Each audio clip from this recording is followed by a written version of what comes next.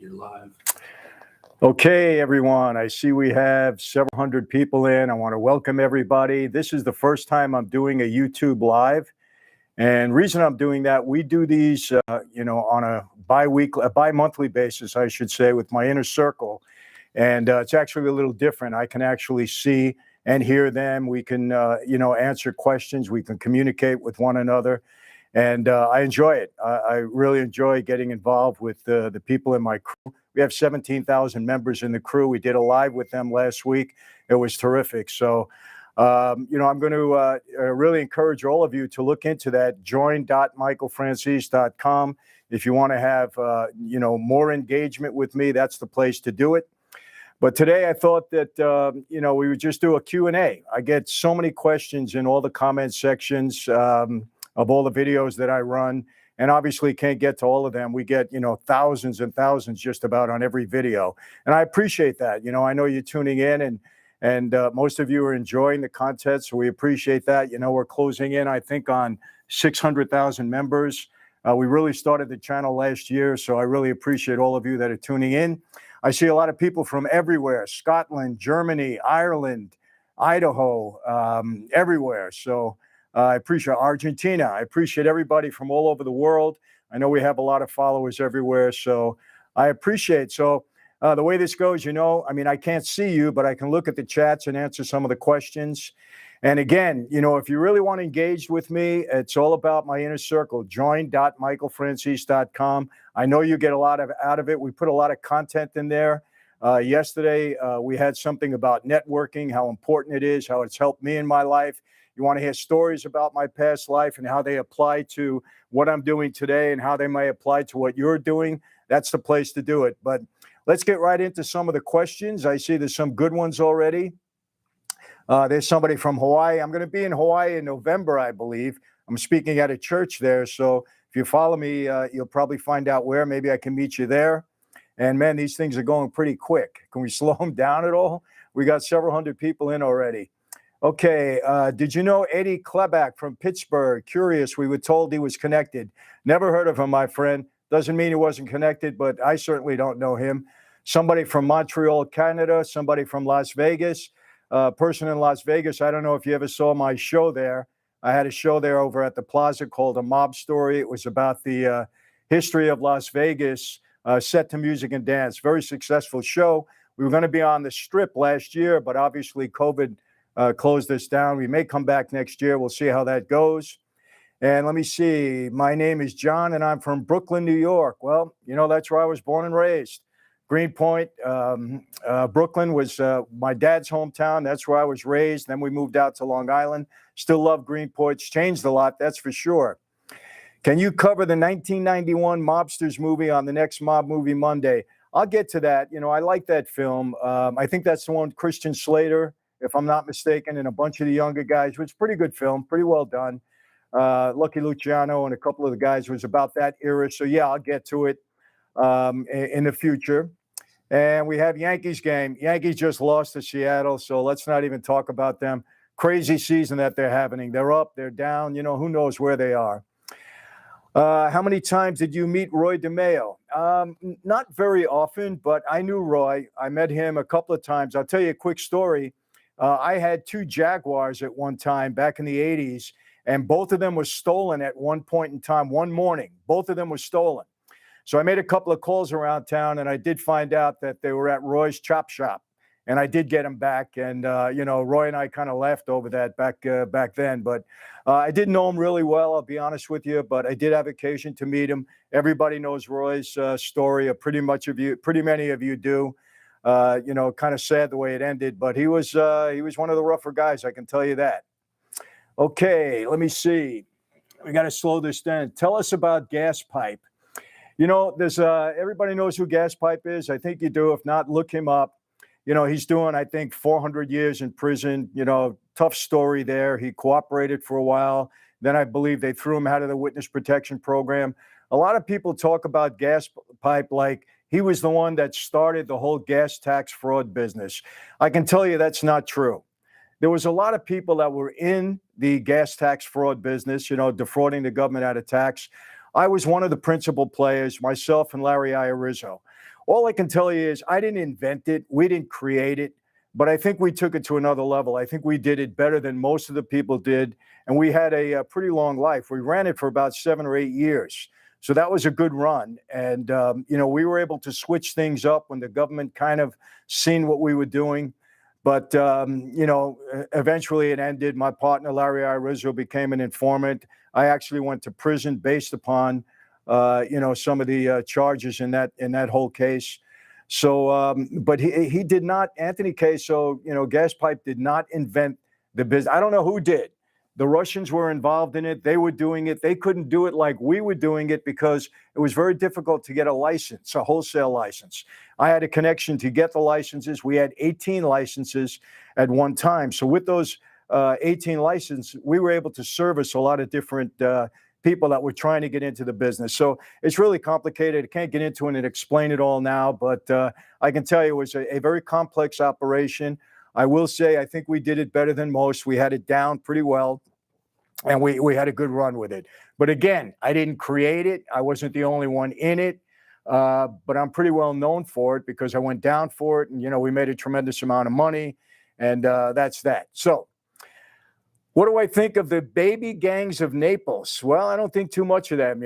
I don't lose any sleep over them. Look, the Mafia in Italy, that's where it all began. And there are real groups there, no doubt about it. And, some of them have obviously come over from Italy to the United States. We did know them. One thing that you should know, these are two separate organizations. Cosa Nostra here in America and the Mafia in Italy. They're similar in many ways, but they're different in other ways. If you're a made member of Cosa Nostra here in America, you're not automatically made in Italy and vice versa. We respected one another, but we didn't tell each other our secrets. We weren't supposed to. So two separate organizations, but obviously similar in some ways and not very similar in others. Any update on the TV show? Yes, I can give you an update. The second and hopefully the last draft of the pilot is being delivered this week, probably tomorrow. And once that happens, they're starting to cast. We already have 3 seasons, that are already summarized. Whenever you're presenting a television series to the network, they like to see you have at least 3 seasons. We're going to have at least 2 cast members. They're going to be A-list cast, myself and my father, Sonny Franzese. They'll cast us both. And then we'll be off and running with the network. So it's going to be happening soon. I'll keep you updated on it.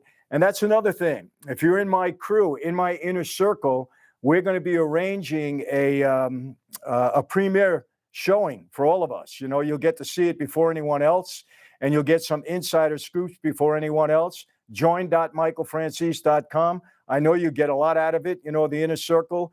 You can contact people that are in there already. The amazing thing that's happening in the inner circle is people are starting to network with one another. I'm actually going into business with 2 people from the inner circle. So a lot of things are happening in there during COVID and post-COVID. A lot of encouragement, a lot of people helping each other out, in different circumstances. A lot of people struggled through COVID. And it's great to see how unified and what a family this group is becoming. So join.michaelfranzese.com. If you're interested, we'd love to have you. Many Saints of Newark. I saw the trailer. I don't know much about it. Hopefully it's going to be a good one. I'll certainly watch it when it comes out. It looks like it's got a good cast. The fact that Gandolfini's son is in it, I think, is really cool. I heard some good things about him, so we'll have to wait and see. You know how I am with these films. It's all about authenticity to me. And I want to get this straight, too, because last week, this past Monday, rather, on Mob Movie Monday, I reviewed one of the episodes of The Sopranos. I think it was season 2, episode 13, the last episode. It was called Funhouse. I reviewed that because I sat down with Vincent Pastore this past, actually today it premiered. And thank you. I mean, it's tracking very well.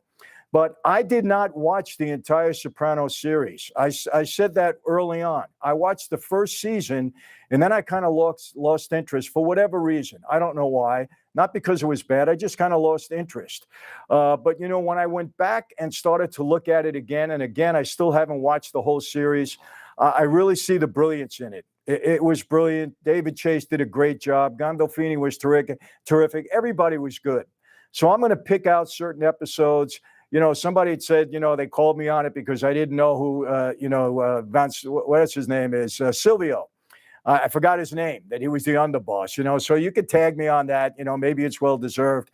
But again, I have not watched the entire series, but I'm picking up on it now a little bit more. Any stories about the Buffalino family? I knew Russ Buffalino fairly well. And the reason I knew him well, because at the time, Tom DeBella, who was my boss, he was acting boss for Carmine Persico, and Andrew Russo, who was my captain, both when I was a recruit and when I became a soldier, when I got made, they knew Russell Buffalino very well. And I would drive them quite often to Pennsylvania to meet with him. He was a nice guy. He was very laid back. I thought that Joe Pesci did a great job portraying him in The Irishman. Really good job. So I knew Russ. I never really did much business with him. I more or less, just went along for the ride and sat in on some things. But he was a nice guy, and I did meet him on several occasions. The Westies, Spillane, worth the TV series. I knew Jimmy Coonan. Actually met him in prison. He was away with my dad at one point in time. Saw him in the visiting room several times. Nice guy. I do know some things about Jimmy. I'm not going to reveal them right now. At the appropriate time, I might. Not bad things, but Jimmy was a tough kid. No question about it. He was the real deal. The Westies were a real deal. They were tough guys, and we, did things with them certain point of time. I never really got involved with them too often myself. I knew them, like I said, but I didn't really conduct any business with them. Did I know Philly Lucky and Sonny Red? I knew Sonny Red. I met him a couple of times. One thing about that life, when you're an active guy like I was, you get to meet a lot of people. You don't necessarily do business with them, but you get to meet a lot of people. When I met so many guys? Weddings and funerals. There were weekends, I'm not kidding, when I went to 2 or 3 weddings, made guys, somebody in the family, their son, their daughter. I would go to the wedding. I didn't even know who was getting married. We sat at a table, we gave an envelope. That's how we respected one another. And the same with funerals. Somebody passed away in a made guy's family. We were required to go to pay our respects. So we met people there. Didn't necessarily do business with them, but you met a lot of people. And because I was such an active guy, I had 2 auto dealerships. I sold a lot of cars to a lot of made guys. I gave them good deals. I also had a leasing company. And of course, in the gas business, a lot of people wanted to meet me because there was opportunities with me to make some money. So as a result, I met a lot of guys. And, some guys you like better than others, like anything else. You like better than others. Other guys, you meet and you're respectful, but you don't necessarily have a friendship with them, but we all respected one another. Again, what's your opinion on the Irish mob? Again, the Westies were the ones I knew, and they were real tough guys, no doubt about it. But again, I didn't do a lot of business with them. I knew them more by reputation, and a couple of guys that I bunked into here and there, had lunch with 1 or 2 guys, not going to mention their names. But yeah, they're a real deal. I mean, the Irish guys are tough, no doubt about it. Okay, did I like the movie Crazy Joe? I didn't see it. Was it about Joe Gallo? I'll look it up, but I haven't seen it. What can you tell us about Michael Jordan? Scroll down a minute there. About Michael Jordan's father's death. That's a good question. Initially, because I know Michael Jordan and his gambling habits are legendary, there's no question about it. Michael is, a big gambler. He gambles on everything all the time. And there was a time when I thought that his death might have been related to his gambling issues. And I had heard that on the street. Since then, I don't think that's true. And I've said this before. I debunked that issue. I don't think it's true. I know a little bit about the guys that are locked up as a result of his murder. I don't think they were connected in any way. And, on the Last Dance, I heard Michael say something that I really agree with. I used to say Michael had a gambling problem. But Michael clarified that. He said he doesn't have a gambling problem. He has a competition problem. And you know why I agree with that? Because people that have gambling problems, they gamble away their money. They gamble their rent money. They gamble anything. Well, Michael, he covers all his losses. He gambles for sport more than anything else. But he doesn't have to worry because whatever he gambles, he has the money to pay it off. So I do believe he has a competition problem. And I took it back about saying he has a gambling problem, even though he loves to gamble. So you can interpret it any way that you want. Okay, here's a good one. How do you feel about the Chin? Was he smart? Chin was very smart. I met Chin on a couple occasions. Now, I want you to know something about Chin. He was the most powerful guy in all 5 families at one point in time, the real boss of the Genovese family. Obviously, he was close to Fat Tony, and I wouldn't call Fat Tony a make-believe boss. He was a boss also, but he did report back to Chin. But they, there was a lot of power with both of them. But Chin really did call the shots. I met him a couple of times through a guy, one of his soldiers by the name of Fritzy Giovanelli, who was a big bookmaker in Queens, and we were very tight. And he got in touch with me once. He said Chin wanted to meet me. And so I went to see him. We walked up and down Houston Street. He had a beard and he hadn't shaved. His hair was all mussed up. He was in his bathrobe. And we just walked up and down, and we had just great conversations about a lot of things. He really respected my dad, told me he had a lot of respect for me, and I really appreciated that coming from him. And, there was some talk about something going on at the time, and Chin made me an offer. He said to me, Michael, if you ever want to leave the Colombos and come with our family, he said, I'll make that arrangement for you. He said, remember that. That's an offer that you have from me. And I didn't do it, but I really appreciated it. And I thought coming from him, that was really nice. And, I didn't do anything for him to earn that. He just extended himself for whatever reason. I don't think he really liked Persico, my boss. I might have heard some things that, maybe they would give me a hard time at some point in time, which is part of the life. Chin was, he was as smart as a fox. He was very clever. And, people ask me if he was really crazy. Look, to play crazy for over 30 years, be that powerful and actually get away with it, you got to be a little crazy. But he was crazy as a fox over 2000. And Mike, was the Chicago outfit ever part of the 5 families or on the commission? They did have a seat on the commission. There were 9 seats on the commission, 9 legitimate families at one point in time after Luciano created the commission. But no, they were never, part of any New York family. They were their own family. They still are their own family. But they're powerful in their own right. Chicago was a city, whenever we, as made guys, would leave New York and go to another city where there was a real family, like Kansas City, Cleveland, Youngstown, Chicago, places like that, New Orleans, Tampa, Florida. We had to check in with, with somebody in that family. We had to put it in record that we were going there. And if we were going to do any business, we had to put it on record with those people. So yes, Chicago, we had to do that. They were a legitimate family. Los Angeles, we didn't have to do that because they weren't legit family out here. I'm not downplaying, any of the guys out here, but they weren't a legit family. And somebody asked me that, so I'm answering that. Okay, have you considered discussing any music related to the Mafia, whether historical or humorous? Our song I'd want you to hear is Smash Mouth's Padrino.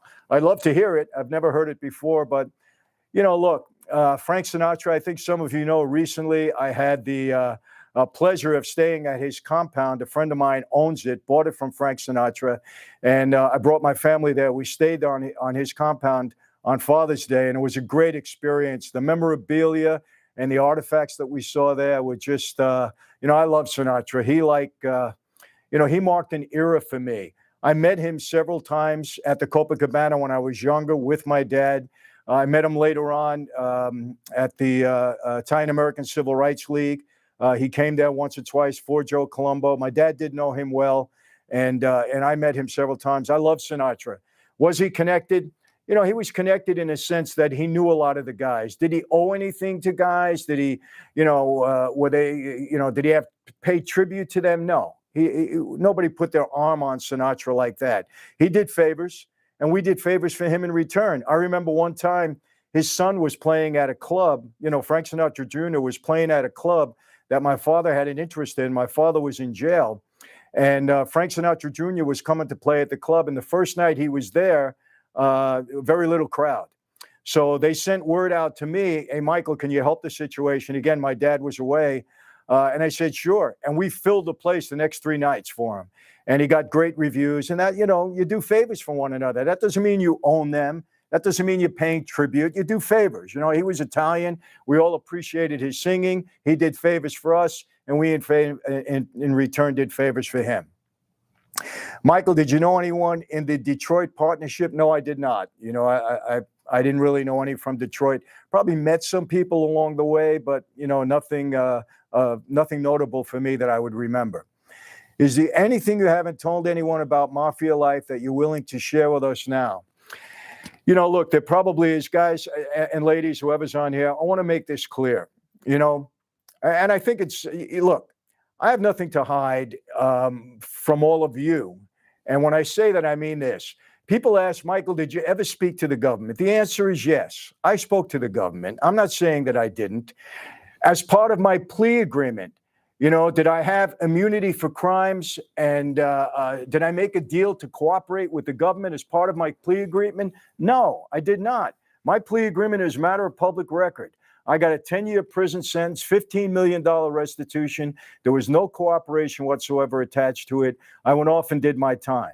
Later on, yes, I did speak to the government, but I did it in such a way, I was very careful. I didn't want to put anybody in trouble. And as a result of that, I didn't. And I can get into all of the, it wasn't easy, man. I tell you this right now, government is not stupid. It wasn't easy. But a lot of things happened along the way that I just really caught a break. And I've said this time and time again. I'll say it now. I never told anything to the government that put anybody in prison. And I was very, very careful of that. Very careful not to hurt anybody. I never said a word about my father. And I told him, don't ask me anything about my father. I did talk a little bit about Junior. He was my boss, but he was already doing 139 years. I didn't reveal anything to them that they didn't know. So, look, I can go on and on about this, but I won't. I will tell you this. I don't have immunity. I don't have immunity for crimes.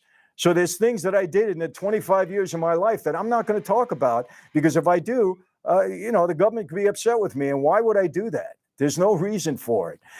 So there are other people out there that can talk about a lot of things. I cannot. And I'm repeating that. I do not have immunity from the government for certain things that I did in my life. So I don't talk about it. And I'm never going to talk about it. And that's that. So are there things possibly that I haven't talked about? Yes, but that's probably just from memory, other things. But I can't remember every day of my life in that life. I've tried to tell as many interesting stories as I possibly can, but I can't remember everything. Things do come to me when certain interviewers ask me questions, they jog the memory a little bit, and then I can talk about certain things. Michael, do you know anything about Matteo Messina Denaro? No, I do not. I'm not familiar with him. Did you ever hear about the Chinese mob in the street? I did, because, right next to Little Italy downtown was Chinatown. And a lot of the kind of the mobs came out of there. So I met a couple of guys in prison in Metropolitan Correction Center in Manhattan that were involved in the Chinese gangs. I wouldn't call it a mob. I'd call it gangs there.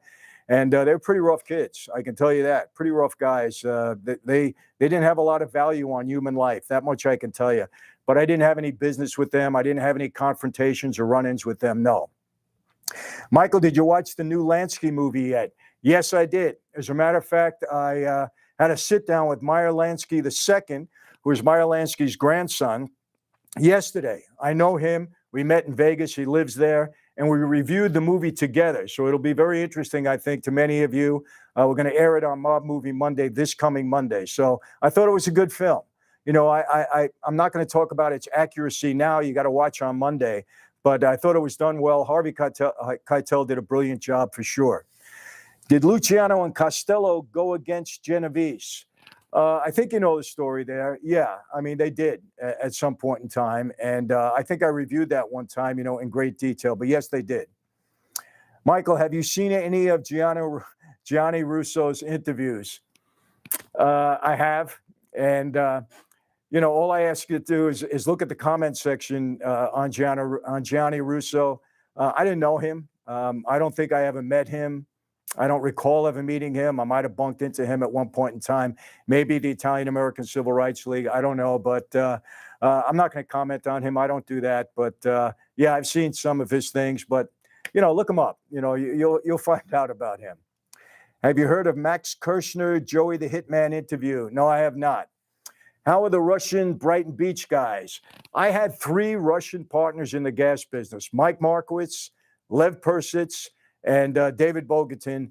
They were some of the best partners I ever had. They were great. We were together for several years. We never really had an argument with one another. We made a tremendous amount of money together. I think I told the story how the deal I cut with them, the deal I cut with them was 75% me, 25% them.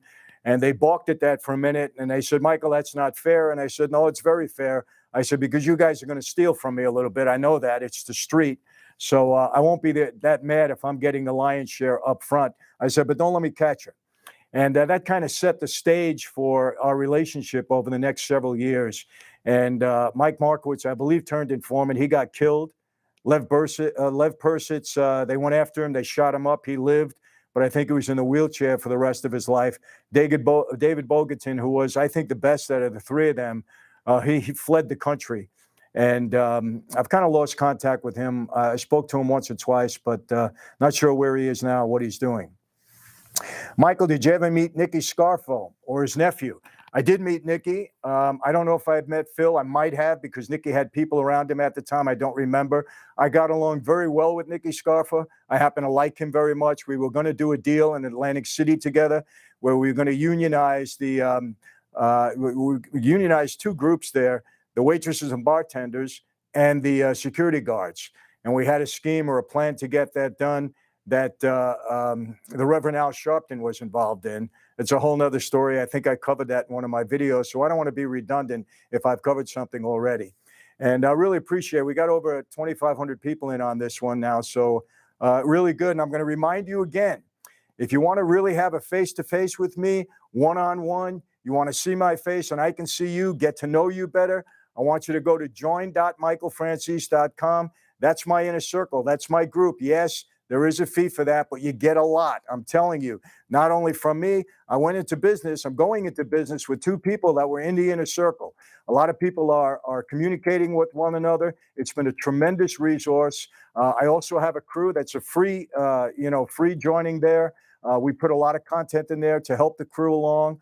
Look, for the past 25 years, I don't know if you know this, but I've been speaking all over the world. I've spoken at over 2,000 events worldwide.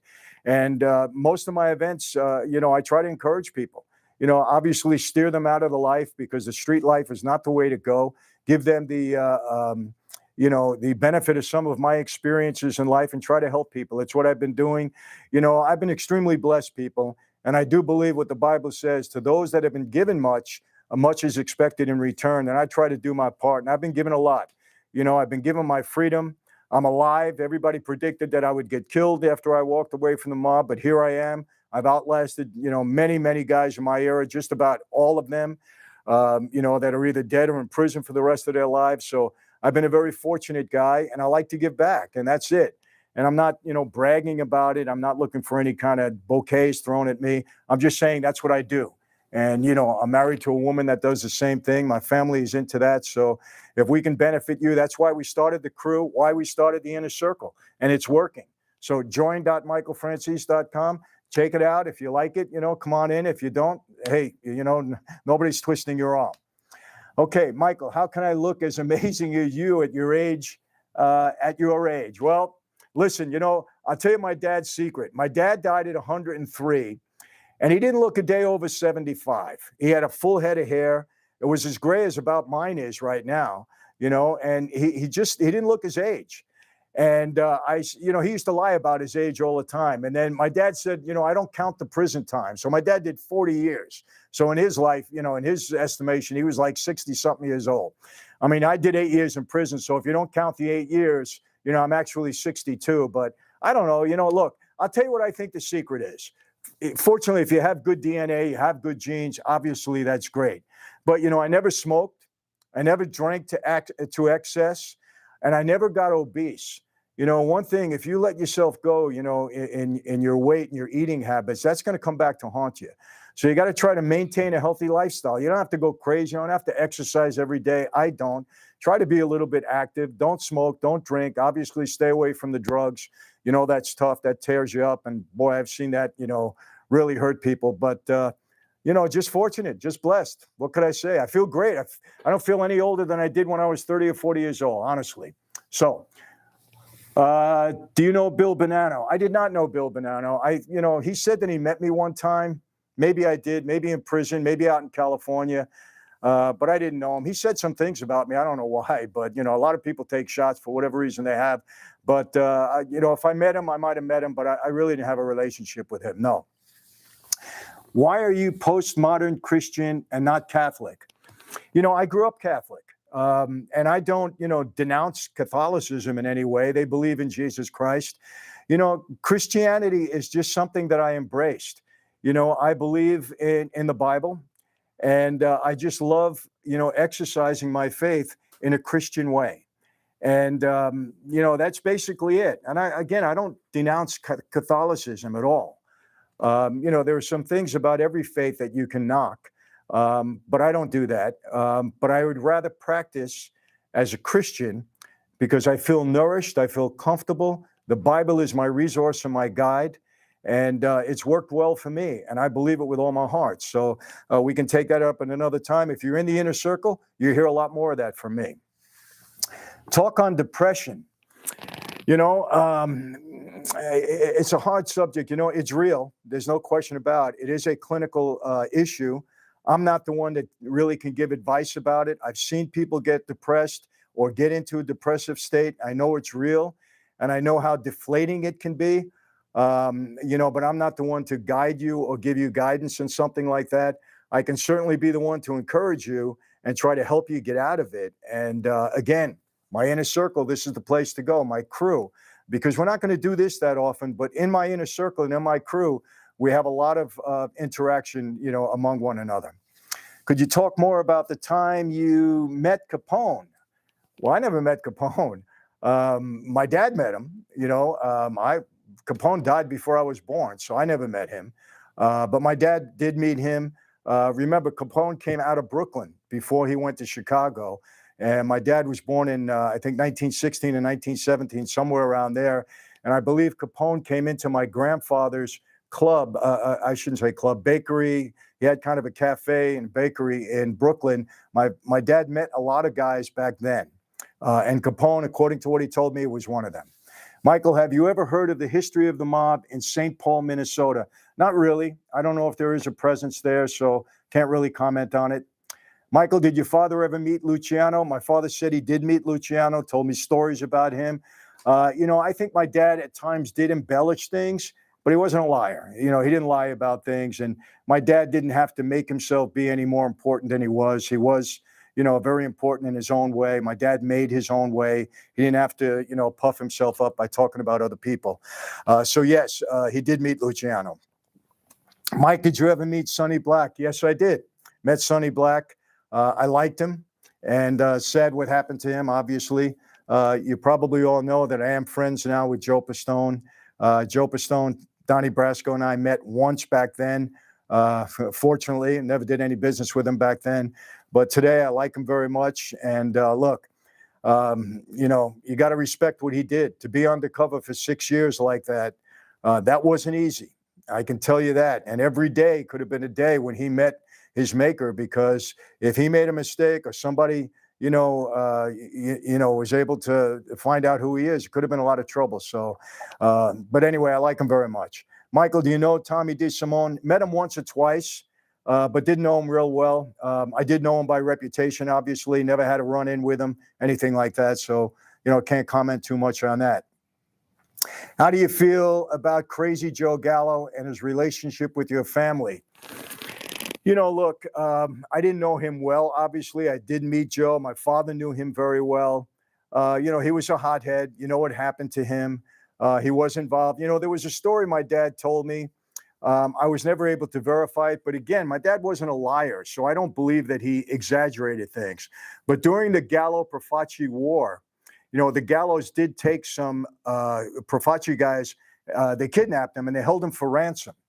And my father told me, and I remember that time, I was a kid during that war. And I remember my father was out. He was away for a while. He didn't come home. I think I talked about one incident when he came into the house and he hadn't shaved in a long time. And one of his soldiers, Joey Brancato, was on the steps, on the porch of my house, like watching guard, because my father was somebody they would have wanted taken out. He was, an important guy, and he was a Profaci ally at the time.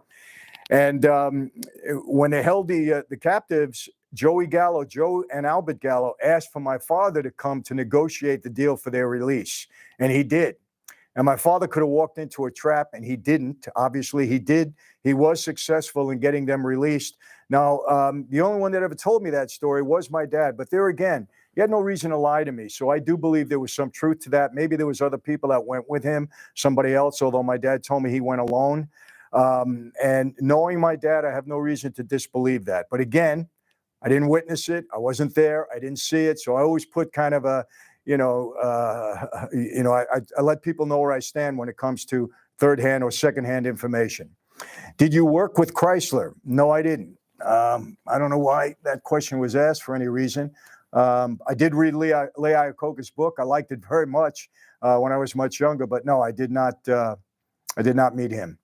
I did not work with Chrysler. Have you met Billy Batts? No, I did not. Did not know Billy Batts. How would you rate Viggo Mortensen's performance in Mafia movies? I think he's a great actor. I liked him. I liked him in The Green Book. I liked him in, there was something about the Russian mob. I forget the name of it, that movie. But I thought he's a good actor. I like him. Okay, what did your dad do business with Interscope? Did your dad do business with Interscope Records? And did he check Suge Knight? That was I saw that story on YouTube.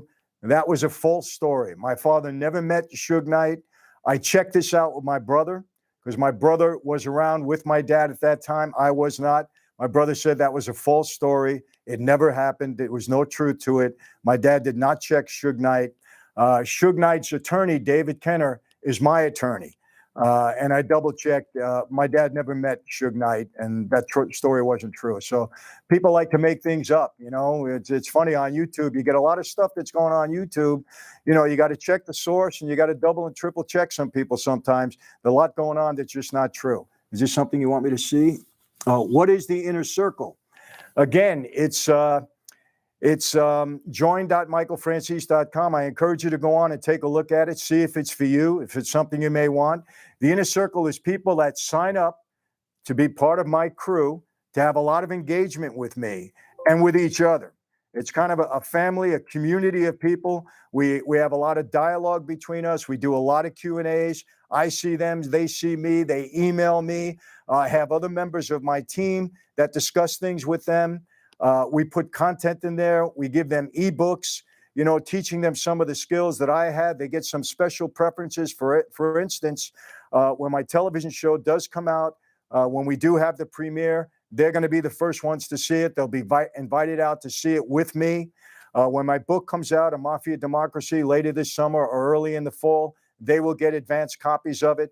They get certain privileges. We're also getting together as a group, probably twice a year, whoever can make it, because we have people in the inner circle all over the world. But whoever can make it will come out and spend at least a day, maybe 2 days with me. I think the one we're planning that will be coming up shortly is going to be at the Mob Museum in Las Vegas. It's going to be a great one, I can tell you this. A lot of people in the inner circle will be there, and will be a lot of interaction between us. So it's a great resource, people. I guarantee you'll benefit from it. It's all about networking. Networking is very important in life. And, there are people in the inner circle from all walks of life. And, I am going into business with two of them right now. They have proposed opportunities to me that I'm jumping on. Both of them were good. So a lot of things can happen in the inner circle. And then we have the crew. And it's the free place, a free community to join. There are some advantages there, but the inner circle is really the spot. In the crew, we have almost 18,000 people already. So people are getting a lot out of it, and they're staying in there because we work hard to provide content and resources and benefits to everybody that's a member. So, did you meet Frank Thierry? Funzi Thierry? Yes, I did meet Funzi, and I actually liked him. He liked my dad a lot, and I did meet him early on in my when I was a recruit, and then when I first came in as a soldier, yes, I did meet him, knew him, and liked him. Did you know Frank Cali? No, I did not. Did not know Frank. He's after my time. And that was a freak thing. That was not a mob hit that was put on him. For those of you that don't know the story, Frank was hit about, a year or two ago, and it was a random shooting and killing late at night outside of his house. Person that perpetrated that allegedly is locked up right now. I think they're going to try him for murder. But it was not a mob hit. Did you ever meet the Irishman? No, I did not. I love the movie. I did a review on it, but no, I never met him. Have you ever seen Honor Thy Father? It's about Bill Bonanno's life. I didn't. Sometimes you got to twist my arm to watch some of these movies. If I'm not enjoying it in the first 10, 15 minutes, I'm turning it off. When I watch one of these movies, authenticity means everything to me. And if the dialogue isn't right, and if the mannerisms of the actors aren't right, I just can't watch it. That's why I loved the HBO Gotti movie with Armand Desante and Vincent Pastore and, all the great actors in that movie. It was so terrific. I just loved it. The dialogue, everything about it was great. Goodfellas, obviously, terrific. Joe Pesci, anything that he does is amazing. Obviously, De Niro is good. Pacino is terrific. As Lefty Guns, Lefty Ruggiero, and Donnie Brasco. I really love him. The Sopranos is growing on me. It really is. Is it realistic? In some ways, yes. In some ways, no. But, I'm really enjoying it. And there's a lot of other things that I can talk about. But if it doesn't catch me right away, I kind of turn it out. I turn it off. Will you take me to Sinatra's house? Well, it's not my house. I can't just walk in there anytime I want. But actually, at some point in time, I believe it's going to be turned into a museum. The owner, my good friend, will at some point in time turn it into a museum, and then anybody can go. But it's really something to see if you have an opportunity. It's in Palm Springs, actually Rancho Mirage. If you have an opportunity to ever visit it, you should one day. Michael, was Sonny Liston or Rocky Marciano associated with the mob? Rocky Marciano, my dad knew him. You got to understand something. Mob guys, we love the fights. I mean, I knew a lot of fighters. Vito at the firm, I can name a whole bunch because we love the fight game. But were they, necessarily involved with us? Some of them we owned, we had a piece of. Doesn't mean they were all taking dives. Don't think that. Everybody thinks the mob is involved. Everybody's taking a dive. That's not true. But were those deals done at times? Yes, they were. I'm not going to get into, details on that. Sonny Liston, no. People knew him, obviously, because, again, we love the game. But I don't know of any real mob ties that Sonny Liston might have had. Do I think he took a dive, in the Muhammad Ali fight? Yes, I do. I know that for a fact. People can dispute that. Oh, Michael, there's no reason to get into it. I know it happened. People disbelieve that. They can, but, I know it happened. Hey, Michael, do you know where is the ring today that Russell Buffalino gave to Frank Sheehan? Is it in a museum? I have no idea on that. I didn't even know he gave him a ring. Listen, The Irishman was a good movie, fabricated story. Frank Sheehan was not a shooter of Jimmy Hoffa, nor was he a shooter of Joey Gallo. Absolutely false. You could take that to the bank. Did not happen. Now, does that mean it's not a good movie? Unless you're looking to go to see, historical facts, well, then, it's not great. But the acting is great. Directing is great, but it wasn't based on facts. Obviously, there were things that might have been true in the movie, but he did not kill Hoffa and he did not kill Joey Gallo. That you can take to the bank. Michael, please, could you tell us anything about Bumpy Johnson? Not anything factual. It's really only what I heard. And, it's hearsay from me, things that people told me. So probably wouldn't be of interest. And I can't really verify anything about it right now. Did you ever meet the guy from Casino? Well, which guy? There were a couple of guys from Casino. So, be more specific and I will let you know. Michael, who is the most? Oh, I missed that. Okay. Hey, Michael, are you going to make a mob movie Monday review on Once Upon a Time in America? I've tried to do that 2 or 3 times, but I just can't get into doing it for some reason. It was a good movie. I'm not saying it wasn't, but long movie. But we'll get into it at some point in time because so many people asked me about it, and obviously it was pretty good. So we got about 10 more minutes. I'm going to do as many as I can. So many questions. Did you have any link with the Montreal mob? No, I did not. I carried a couple of messages from my people to them early on in my career, I would say. But I really didn't have anything to do with them. No. Who killed Kennedy?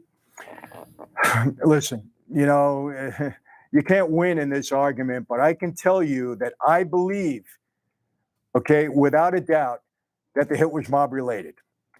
I was told that from too many people that were there and in the know one of them being my dad. So I believe it was mob related. I said this, the classified information that they have about the Kennedy killing, I don't believe will ever be released, because in that classified information, it will indicate that this was a mob hit. And I just don't think that the US government wants anyone to believe that the mob could have gotten to a sitting president. That's my feeling. So I don't think that classified information will ever be released. But I can tell you, if somebody asked me to bet my life on it, I would bet my life that it was a mob-related hit. And obviously, I was, 11, 12 years old when that happened. So whatever I know about it, I was told, and the sources were, spot on for me. Okay. Michael, can you please watch Godfather of Harlem? I have watched it. I like the series very much. I don't think it was based on real facts. I know for a fact that Chin wasn't the major drug dealer that they made him out to be in that movie, but I thought it was done really well. And yes, I will get to certain, when you have a series like that, you can't, review the whole series in one day, or I can, but I'd be skipping through it. So I'll do certain episodes, and I will get to that because I thought it was a very worthy series. Would you fight JFK? I don't know if I can answer that. He's dead. So the answer would be no. Michael, so why so many mob hits in restaurants? Well, because people leave themselves unguarded in restaurants. We happen to find out where they are, and it becomes, the spot. What could I say? It's not, it's not that that's the preferred place. You'd rather walk somebody into a room and hit him there. But that doesn't always happen. You don't always have that luxury. So unfortunately, a lot of times things happened in restaurants. Was your gas business in Long Island specifically, or all around New York? Thanks for your time. It was all around New York. We were in New York, we were in Florida, we were upstate New York, we were on Long Island, but we had several hundred stations. We were up and down the East Coast. So it was a pretty wide operation. Did you know Nikki? I'm assuming you meant Nikki Scarfa, and I said, yes, I did know Nikki. How do you feel about advertising, marketing on social media? I think it's the place to advertise. Social media is, if you're somebody like myself, you got to have a social media presence today. And I think if you can get a good plan to market on social media, I think it's the place to go. I think it's better than television. It's certainly better than magazines. It's better than radio. Everybody's on social media, billions of people. So if you can get their attention, it's not always easy, but if you can get their attention, you have a platform, certainly the way to go. Michael, what are your thoughts on Yakuza? I really don't have any. Didn't have much to do with any of them, but they're a legit group. That much I know. What are your thoughts on Yakuza? What is the most realistic mob movie you've watched? Again, I think for realism, number one would be the HBO Gotti movie. Goodfellas, obviously. Donnie Brasco, obviously. They're all up on top there. They're all terrific movies. What do you know about the upstate New York mob? Met people from Utica. Russ Buffalino did also have a presence upstate. So I knew guys up there. Didn't really do business with them, but I did interact with them during my time in that life. Hi, Michael. Respect from Albania. Well, thank you. Thank you very much. Who will win on Sunday? Italy versus England. Obviously, I'm rooting for Italy. Nobody thought they were going to get there, but I was invited to watch them at a big screening in San Pedro. I don't know if I can make it. I had some other things planned, but go Italy. We'll see. Okay. Why the Genovese, the Ivy League of the mob? Never really heard that. They're a big family, powerful, 250 members during my time.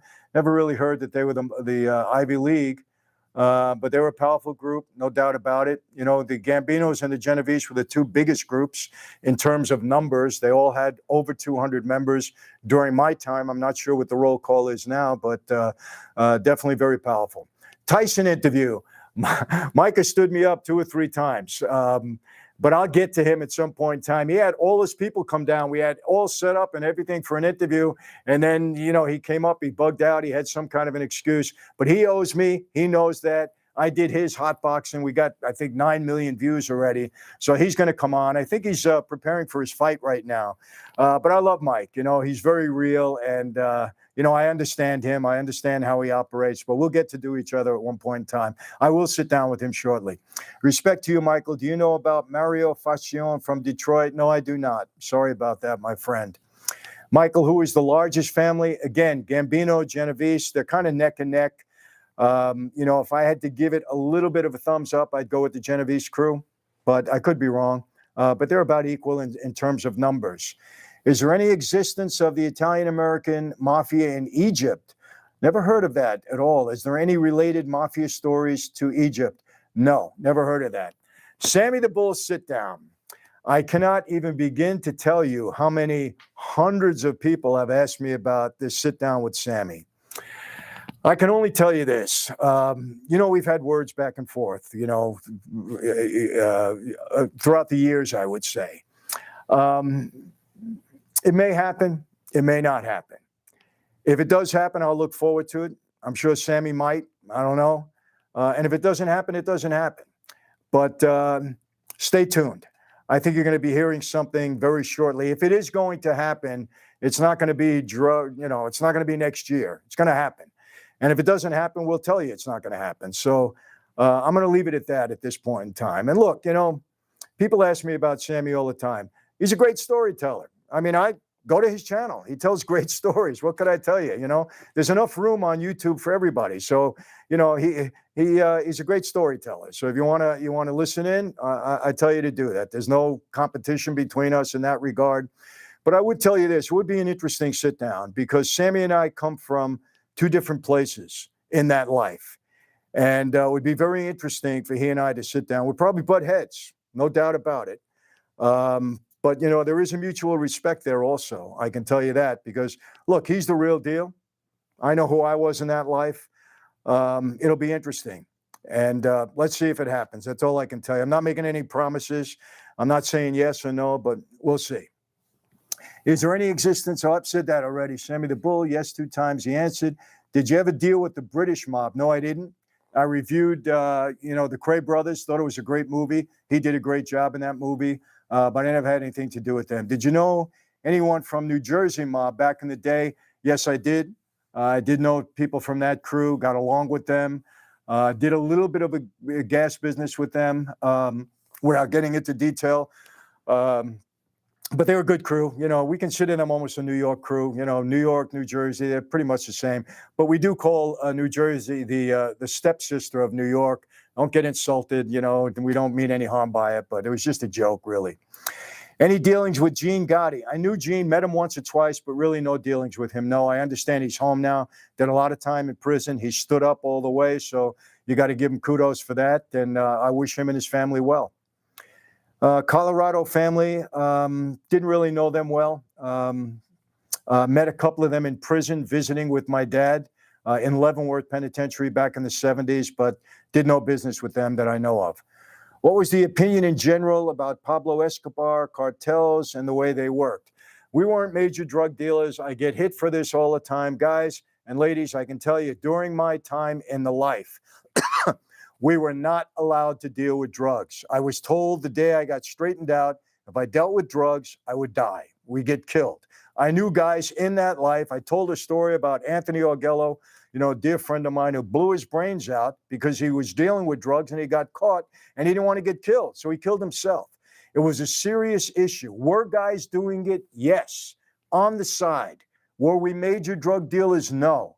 Did all the bosses say hands off? Yes. Did Castellano say no drugs? Yes. Did Fat Tony and the Chin say no drugs? Yes.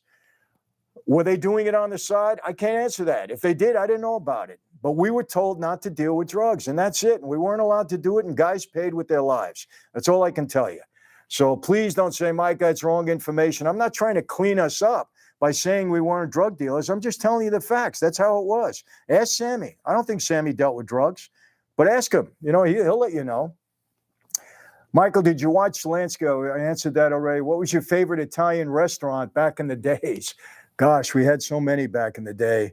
I'm not going to name a favorite because people will get mad at me. I did love Chrysler's in Brooklyn, Bamonte's in Brooklyn. That was my neighborhood, and I love those places. But there was so many good places in Italy too. I mean, I'm in Manhattan too.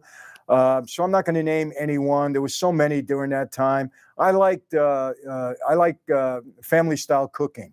So restaurants that did family style, like Chrysler's or Bamonte's, I really loved. Chrysler's is gone, Bamonte's is still there, and their food is great. Don't forget now, Slices, you see you got the emblem.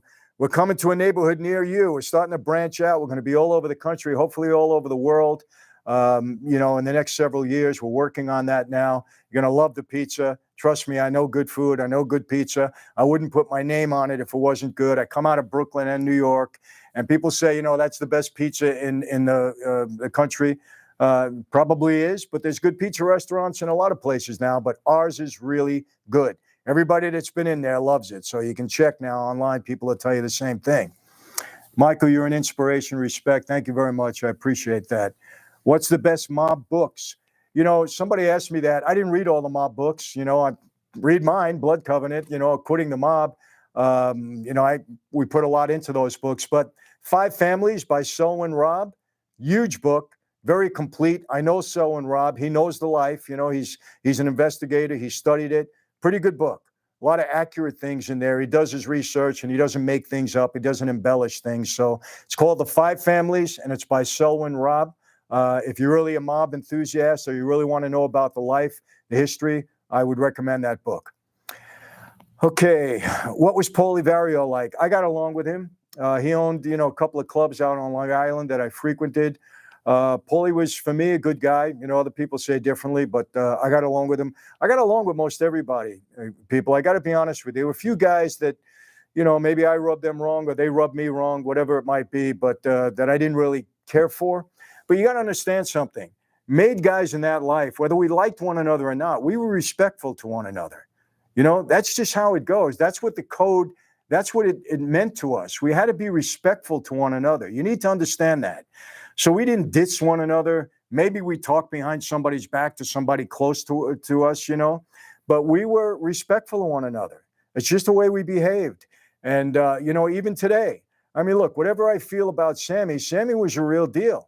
And if I ever there's going to be respect there, and he's going to respect me. We have a mutual respect, even if we didn't like each other. And I'm not saying we don't, but I'm just saying, even if we didn't, we believed in Cosa Nostra, and we respect each other as members of Cosa Nostra. That's just the way it goes. And I'm not going to talk behind Sammy's back. I don't think he's going to talk about mine. Maybe we've said a few things, but we're not going to carry on about it because we have that respect, whether we like each other or agree with each other or not. And if we do get together, you're going to find out, you're going to find out. So let's see what happens. That's all I'm going to say. Let's just see what happens. Patrick Bet-David, dear friend of mine. I love Patrick. What could I say? We're good friends. Patrick has done very well for himself. He's an inspiration. And a lot of people, have learned a lot from Patrick. And he's a great guy, great family guy, great business guy, just a good guy. People are saying, Patrick is trying to get me and Sammy together. Stay tuned. We'll see what happens. Okay, we got, hey, Mr. Michael, I'm going to join your inner circle. My name is Trevor. I'm from Louisiana. Look forward to seeing you during a sit down. I have an invention idea. Would like to present it to you. That's the place to do it, Trevor. Yeah, join the inner circle. Thank you very much for jumping on board. Yeah, any ideas? If you're in the inner circle and you have any ideas that you want to present to us, that's what the community is about. And if we can't do something ourselves, because of the network that we have, we may be able to introduce you to somebody that could have an interest or could help you in some way. That's what I talk about when I mention networking. It's very, very important. And as people got to know each other and got comfortable with one another, they started sharing ideas and things are happening and coming out of it. And the community is growing day by day. And so I really do encourage you. Join.michaelfranzese.com. That's the inner circle. The crew, michaelfranzese.com. Go on there, take a look at it. If it's for you, great. And on my YouTube channel, I appreciate if you subscribe. We've done a couple of giveaways when we hit 250,000, when we hit 500,000. When we hit 1 million, we're going to do a huge giveaway because, look, I don't take it for granted. There's a lot of content on YouTube. People can go and look wherever they want. There's so many choices. And the fact that you're tuning into mine is something that we appreciate. And that's why we work hard to try to give you good content as best we could. You know, it's pretty much a full-time job doing that. I want you to know that. And I have a team of people that I work with. You know, we put a lot of effort into putting good content up there as best we possibly can. So, you know, thank you very much. But subscribe, you know, if you can, we appreciate it. Okay, 3,388 watching. Well, thank you very much. Yeah, we got some good numbers today. We didn't really promote it, so to see people jump on, that's encouraging. Somebody said, well, I'm not going to repeat that. Ignore somebody. We'll let that go. But I get it. Thank you very much. And that's exactly what I do. I don't engage in things that I shouldn't be involved in. What is that? Wrap it up? Okay, I'm being told to wrap it up. So I'm going to give you 5 more minutes. Hit me at the 5-minute mark. But, you know, I really want to thank everybody. This was great for me. Great experience. People, look, you know, I'll answer as many questions as I possibly can. And if I don't know somebody or I don't know something, I'm not going to make believe that I do. I know what I know. I know what my role was in that life. I spent over 20 years on the street. And remember this, people, I was Sonny Franzese's son. You know, I do want to clarify something about that, only because it's come up recently. Sonny Franzese is the only father that I know. All right. My mother was 16 when I was born. My mother revealed later on, okay, that my father made her pregnant while he was married to someone else, Ann Schiller. My grandparents didn't want anybody to know that my mother got pregnant at 16. They forced her to marry this fellow, Louis Grillo. I believe that Louis Grillo, I was told later on, was really my father, and that Sonny Franzese was not my stepfather. He adopted me. I was legally adopted by Sonny Franzese, but he's the only dad I know. Whenever anybody would say stepfather, my father would get very upset. He always looked at me as his son, and I always looked at him as my father. He's the only father that I knew. Whether he was my stepfather, or adopted father, my real father, what my mother revealed, was it true? I don't know why she would have said that. I didn't find out until she wrote it in my book. The author that wrote my first book, Quitting the Mob, along with me, interviewed my mother. And my mother told him this, you know, when I was already 40-something years old. And I said, Ma, you never told me this? Is it true? And she said, yeah. People are saying, why don't you take a DNA test? Why? He's my dad. Doesn't matter. You know, he's my father. He's the only father that I know. I have no reason to tell you this. And, you know, if he were alive, he would tell you that. You know, and another thing, you know, I know this, you know, people said that, you know, that I have said things about my dad. I never said one. I never hurt my dad. I never spoke to law enforcement about my dad. Unfortunately, my brother, who had a tremendous drug problem, you probably know it, John Jr., he did say, you know, he did testify against my father. I don't want to get into all of that because you know what? My brother paid his dues. He was a drug addict. He came up very hard. We had a very difficult family life. And I forgave my brother. I love my brother. I hadn't seen him for 14 years. He just came to my birthday party. I am a Christian. I believe in forgiveness. And I've forgiven my brother, and I love my brother. And what he did with my father, you know, he did. And it's over. What could I say? My father's passed on now. And he's, you know, my family member. And I love him. And I embrace him. And we've talked about what he did. I didn't necessarily agree with it. You know that. But it is what it is. And I love him. My brother is in a good place right now in his life. And I'm happy for him. And he's clean. No more drugs. He's cleaned up his act. And he's a different person. And I believe in second chances. I believe that people can be reformed. Hey, who am I to talk? I spent 25 years on the street. And, you know, you're 25 years on the street. You're doing some bad things, people. There's no way to sugarcoat it. There's no way to clean it up. I was who I was. I did what I did. And you got to understand that. And I believe that, you know, God had a different purpose for me. Here I am. And hopefully I've cleaned up my act. I'm far from perfect, but I'm trying to do the right thing. You know, I've been blessed with a great family and a lot of opportunities. I try to make the best of them and you know, do my best. That's why we created the crew. That's why we created the inner circle, so that people can be their best possible selves that they can be. And we try to help them along. Me and I got a great team, really great team of people that all they want to do is encourage and hopefully get some good business going. And that's where it's all out. So I made my, you know, those are kind of my parting words. I'm going to answer 2 more questions. People are asking me about other people online. I'm going to tell you this right now. I'm not going to engage in any of that stuff.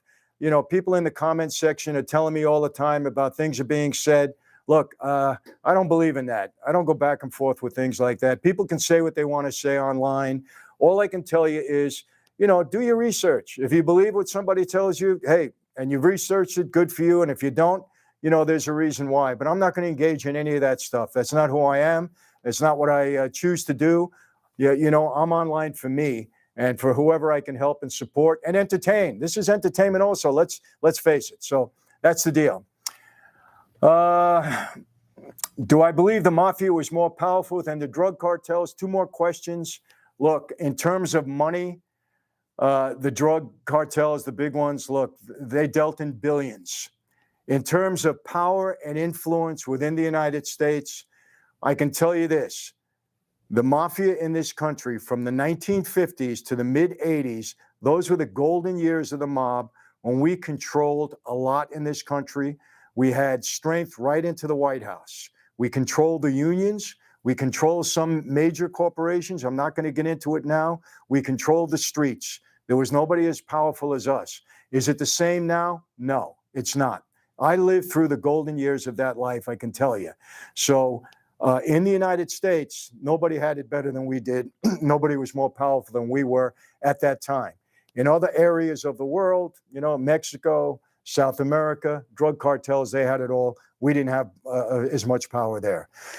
Okay, last one I'm going to end with, how did you feel about the Rudy Giuliani sit down? And this person said, I enjoyed it. If you haven't seen it, it wasn't a one-on-one with me and Rudy. It was my dear friend, Joe Pagliarulo, who has a syndicated radio show. He brought us together. I really enjoyed it.